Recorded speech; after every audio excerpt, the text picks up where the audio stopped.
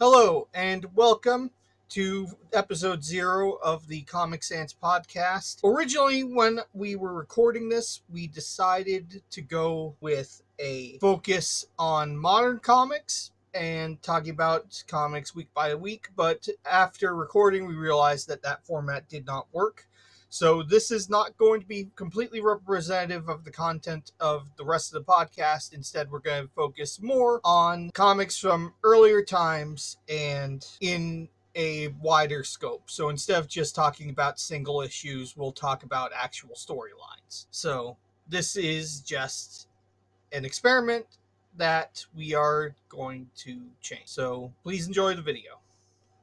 Hello and welcome to the Comic Sans podcast. My name is Daniel. I'm your host, and with me is my co-host, AmShadey. Hey, what's going on?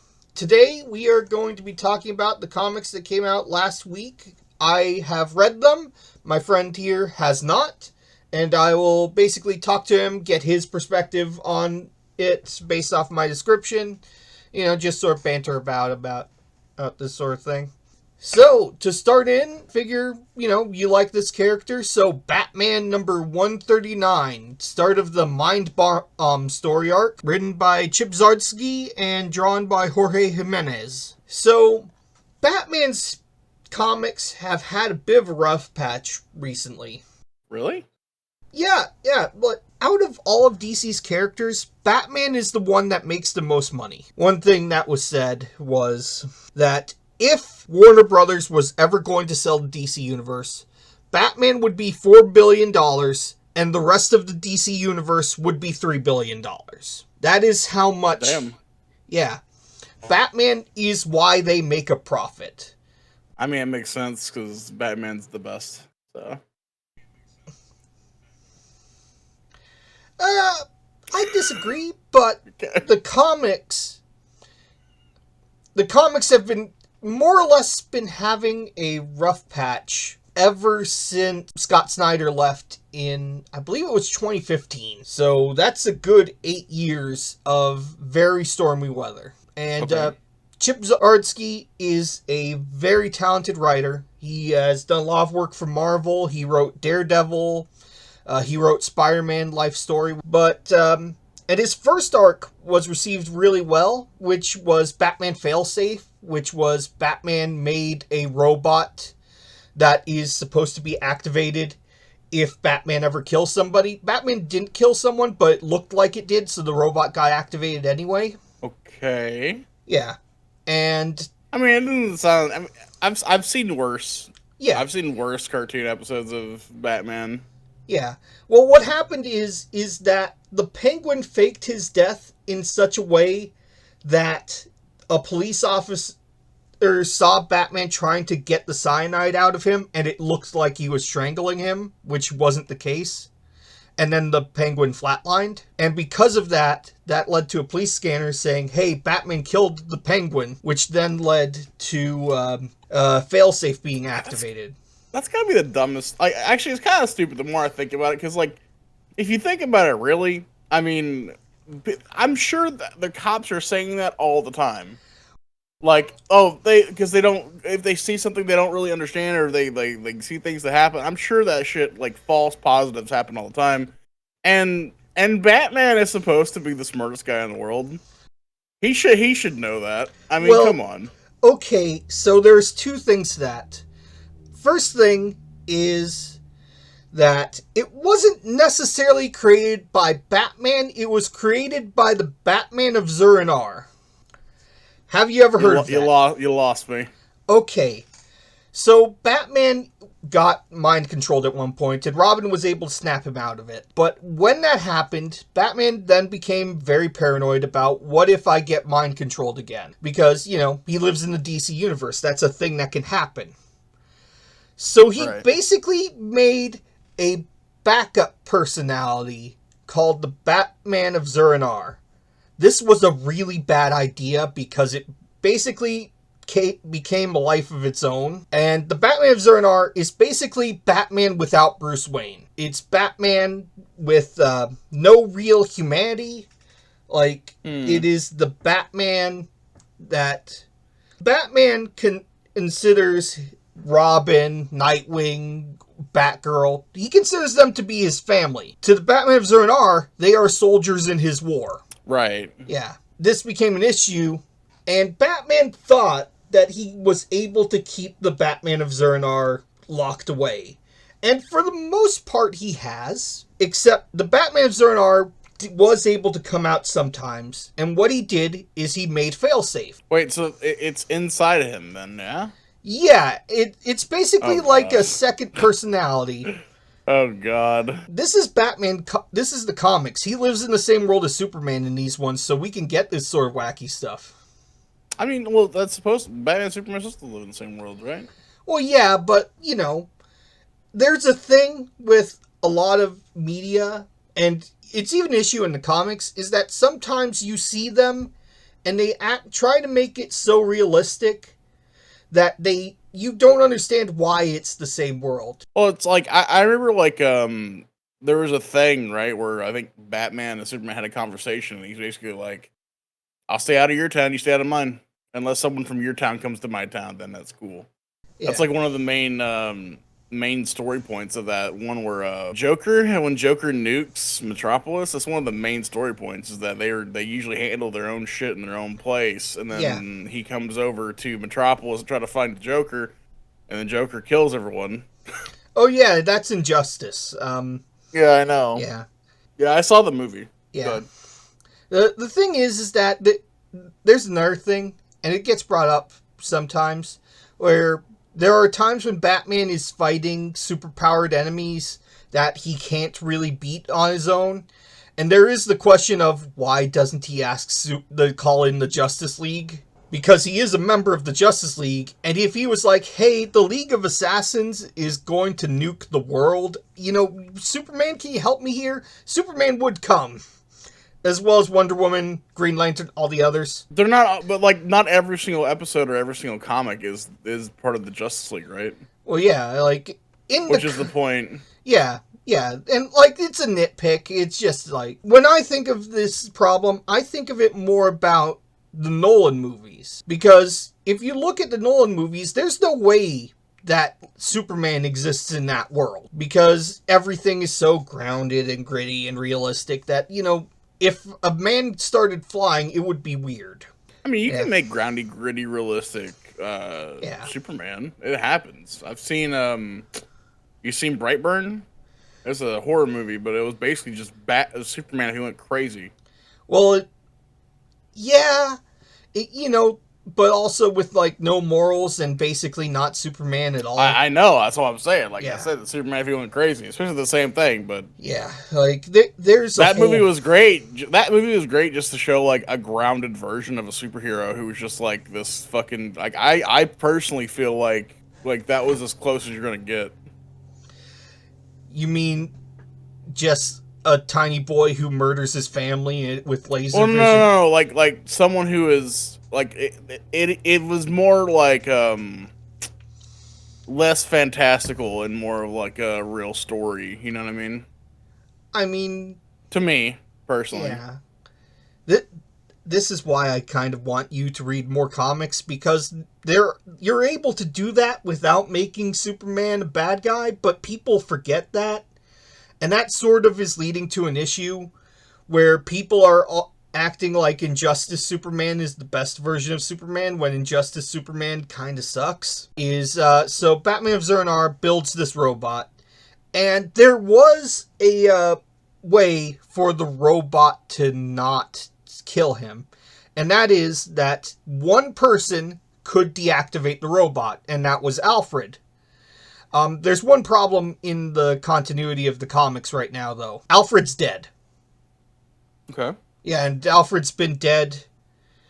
I think he's been dead since 2020, I believe. Damn, best side character too. People really want him to come back because in the storyline after that one, another change to the status quo of Batman is that Batman's not a billionaire anymore. Batman is now a millionaire because they just, people are upset at billionaires and having Batman be one. But also, like, they set it up in a way in which if he asks for his money back, he'll probably get it back because Lucius Fox now has Batman's money. And he said, hey, I can give you your money, or I could keep it, and you can, like, focus more on being Batman instead of running a company and stuff. I believe the way they word it in the comic is that if the Batman loses a tire, you have to change the tire yourself. Which is weird because Batman changed the tire itself anyway. But it's more like, if the Batmobile gets wrecked, he can't get a new one. But Right. also, he could literally just ask for his money back anytime and he'd probably get it. So every second that he's not asking for that money back, he is deliberate. Which, yeah. Just kind of stupid. Yeah. But anyway, so giant robot, stuff happens. The robot, end of the story, sends Batman through the multiverse. Right. And he goes to a weird multiverse. And that storyline, people were okay with it until the end. When... You ever hate the multiverse? Kind of sometimes do. I mean, it's okay, but it depends on how they use it. I really like lore in like stories and like lore like games and stuff. And like when you do a multiverse, it messes so much up because like if you like let's take WoW for example, right? Like if you do a multiverse in WoW, right, and there's a Legion in one universe and a Legion in the other. The Legion's infinite in one universe. So now there's like multiple facets of different dimensional Legions that can just all conquer whatever they want if they all got together. And it's like, what? Yeah. You know what I mean? Like, imagine, like, there's like 5 Sargerases or like 50 or infinite. It's the same thing with like, in Marvel. It's like, how the hell do they like fight billions of Thanoses? It makes no sense. Well, the thing is that because there are billions of Thanoses, there are also billions of Avengers at the same time. So... I'm just saying all it takes is one time for those Thanoses to be like, I'm going to go over here to this world, and we're going to fuck it up, and we're going to move from world to world. I mean, isn't that literally what Kang is doing? That's literally Kang's plot line. line. That's Kang. As Kang. I think they're canceling Kang's plot line, by the way. From everything I've read, they're trying to steer away from it because of the controversy with the actual actor. Well, from what I understand, also Loki was great. Yeah, I heard Loki was great too. Yeah, it was really good. I watched it. Yeah. To get back to the multiverse thing in Batman, it turns out that the reason why the Joker exists is that in this other universe, there was a version of the Joker that never became the Joker. But he accessed the multiverse and realized that in literally every other multiverse that he exists, that he could look at, he was the Joker except for this one. And he tried to become the Joker, but it didn't work. And so he just sort of jumped into the main reality. And he did it 3 times, and that's why there's 3 Jokers. Oh, also there's 3 Jokers. That's so dumb. Oh, it's even worse because there was a comic that is now non-canon. Well, I know there's 3 Jokers. There's 3 canonical Jokers. Well, yeah, and that there are the what is it? The old school Joker, the one who like makes jokes and shit and doesn't do much. Well, that's not. Well, yeah, there's like 3 sagas.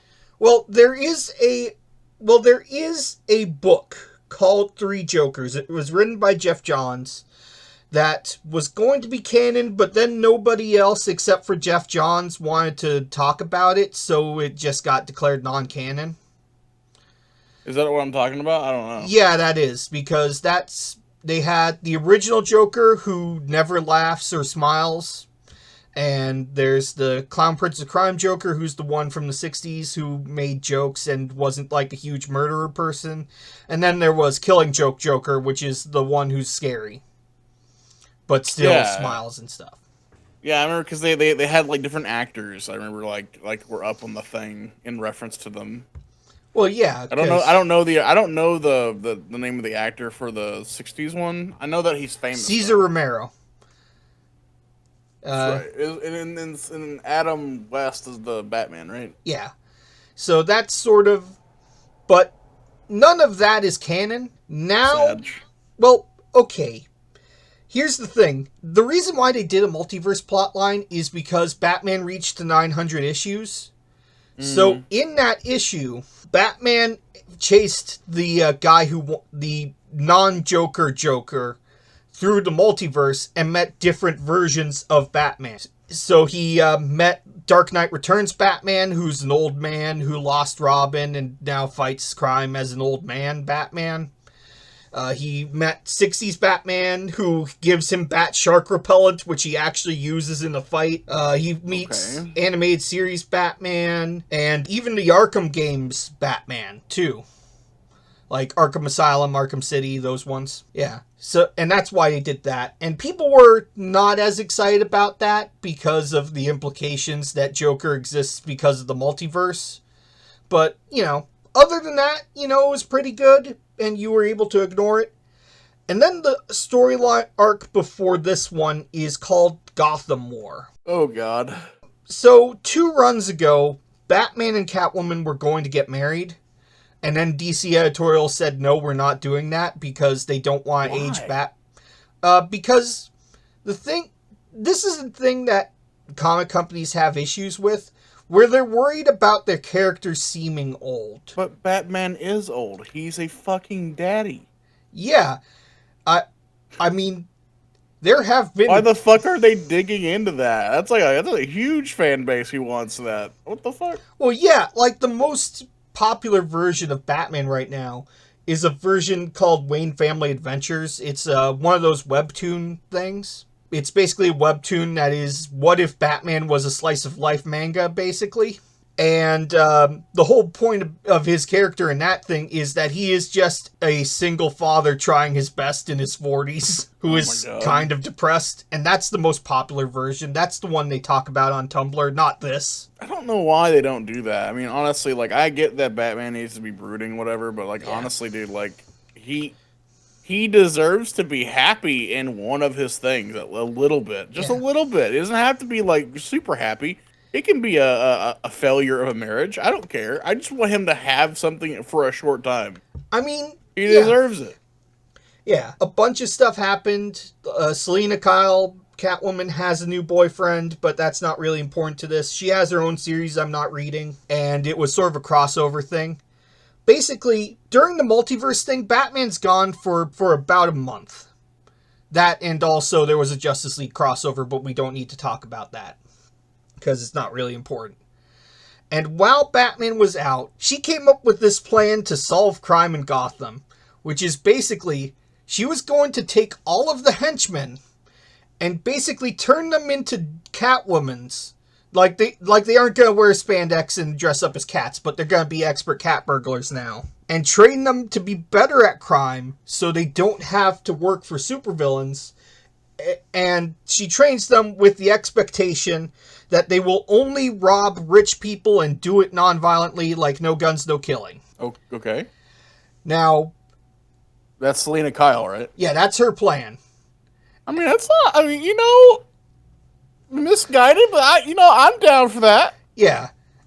So what happens is that she brings the entire Bat family together and is like, hey, I'm doing this. I've already started, and I didn't tell you. I probably should have told you, but I didn't.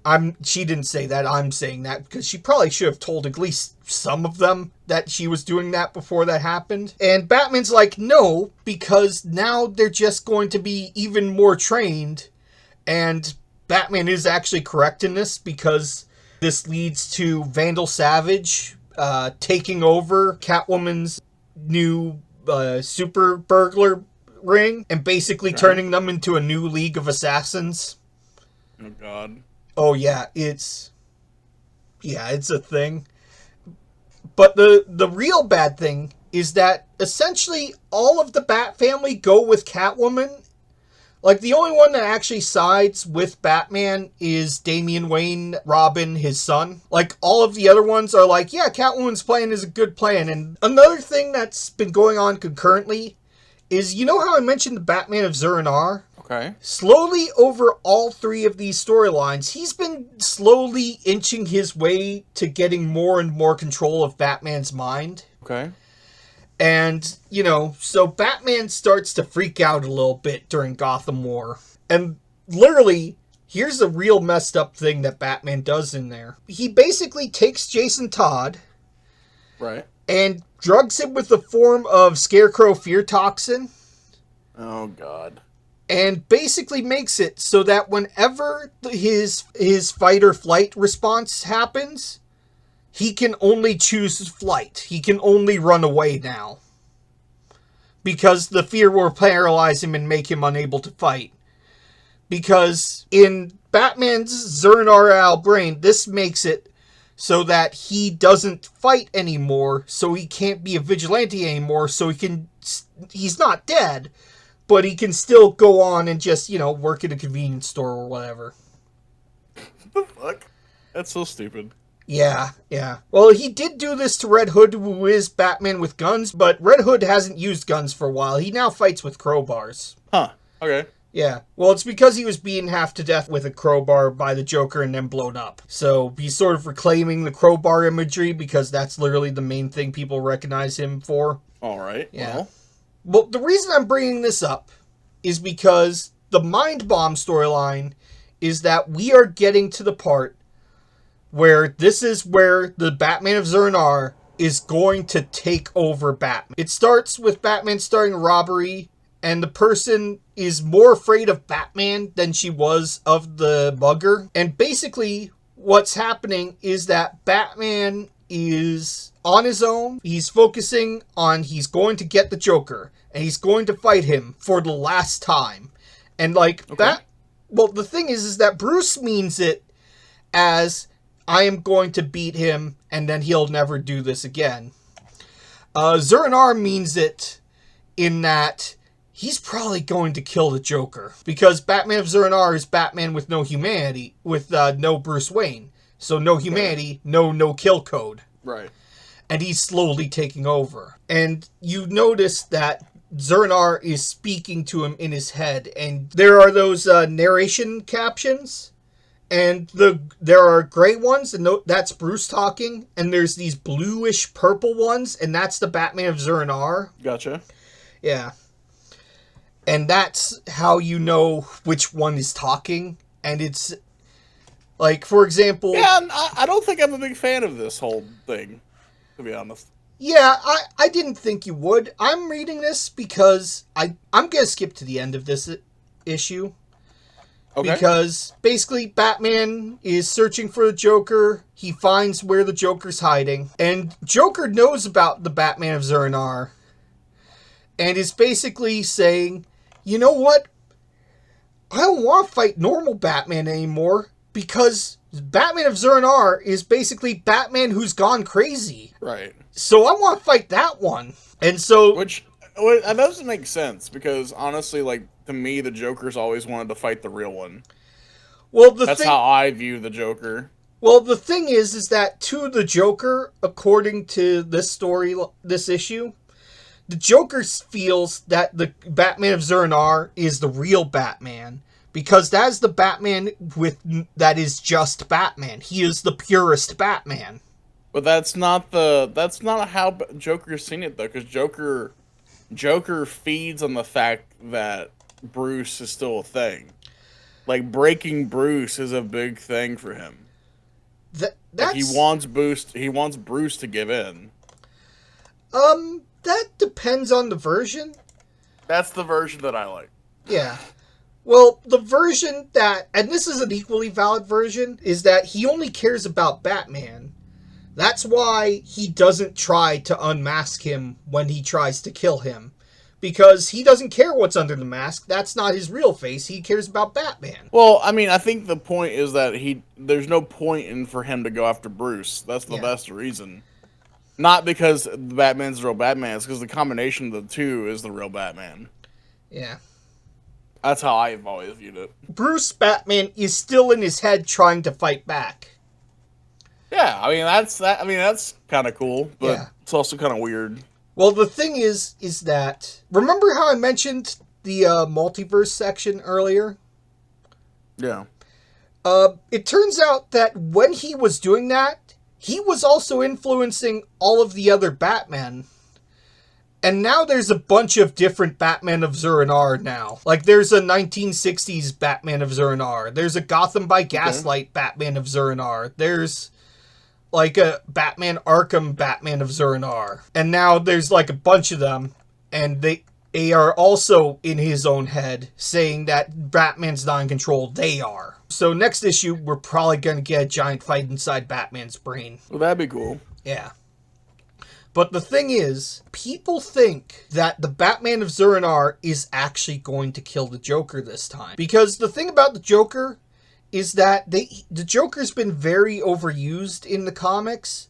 Like, he even had his own, not only one series of his own, but 2 series of his own just about the Joker. And every writer has been including him, even when they not necessarily have needed to. So people are wondering if, to fix this, Joker's going to die for a while, and then he'll come back later when people start to miss him again. I mean, I don't know. I don't know how I feel about that, to be honest. Another thing that's going on is there's a backup story.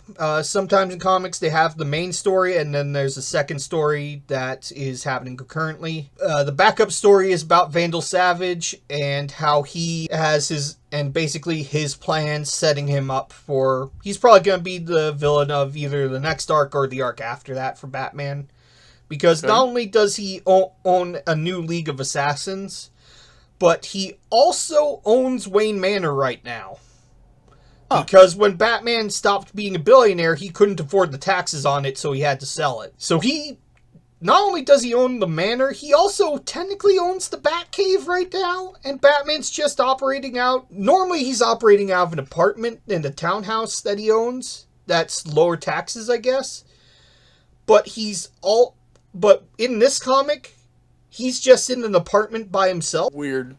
Yeah. And it gets even weirder because there's another comic that I'm reading that has Batman in it called Batman and Robin, which focuses on Batman and Robin, Damian Wayne Robin as a team. And they're still in the townhouse. And they're still together. And there's no reference to Batman of Zur-En-Arrh. Like, they mentioned Gotham War a bit to explain why the other people aren't involved. But other than that, nope. It's like they're not really coordinating, but it's more the fact that not everybody wants to do the Gotham War storyline, so they're just sort of ignoring it. Well, also the Batman of Zur-En-Arrh is kind of stupid. I mean, the Batman of Zur-En-Arrh is cool, but, like, it's also stupid.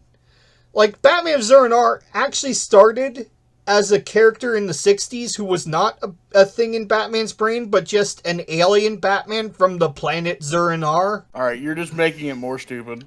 Well, yeah. Well, like, they then retconned it to be... It was basically just an alien Batman who had a weird purple costume. Well, then, what they did is they then retconned it to be the contingency thing. But then, after that, it became the weird multiverse thing that it is right now. Anyway, so that's it for Batman, really. No, okay, sure.